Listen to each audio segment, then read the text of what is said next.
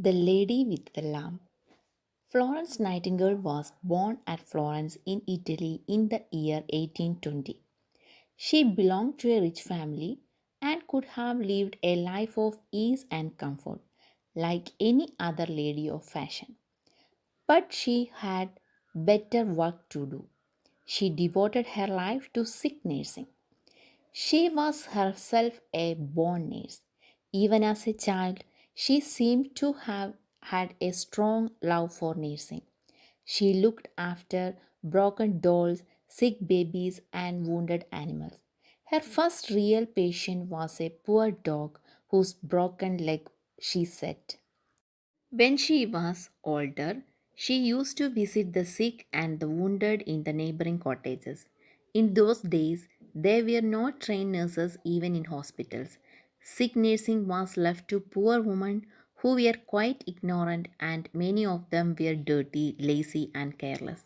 It was this sad state of things that led Miss Nightingale to devote her life to nursing. Though she was a born nurse, she spent 10 long years in getting the proper training. She visited the great hospitals in England, France, and Germany, and those in Egypt managed by the Sisters of Mercy. In 1854, the Crimean War broke out. Now was the great opportunity of Miss Nightingale's life. The war hospitals at Scutari were full of the sick and wounded soldiers. But there were no nurses to take care of them.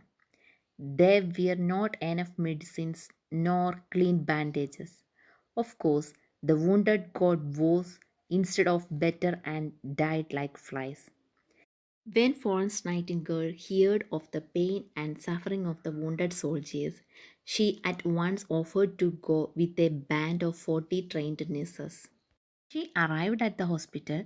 She found things even worse than she had imagined. The hospital was dirty and full of rats. There were no candlesticks, no proper sheets, no clothes for the men who were getting better. There were no basins or towels for patient use, no bandages for their wounds, not even brushes to clean the floors. But Miss Nightingale was not discouraged. She was a woman of great strength and will. She had great energy. She set a work with great courage and determination. In a very short time, she set everything right and saved thousands of lives. Before she arrived, 40 out of every 100 died. But soon after she had taken over charge, out of every 100, only 2 died. To the wounded soldier, she seemed to be a sort of kind angel. Night after night, lamp in hand, she would walk through the hospital, speaking words of comfort and giving medicines to the patients.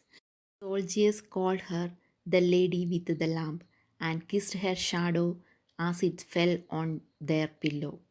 When her great work at Scrutiny was done, she returned home. She spent the rest of her life in improving the standard of nursing all over England. She founded a training school for nurses and set out Nightingale nurses all over Europe.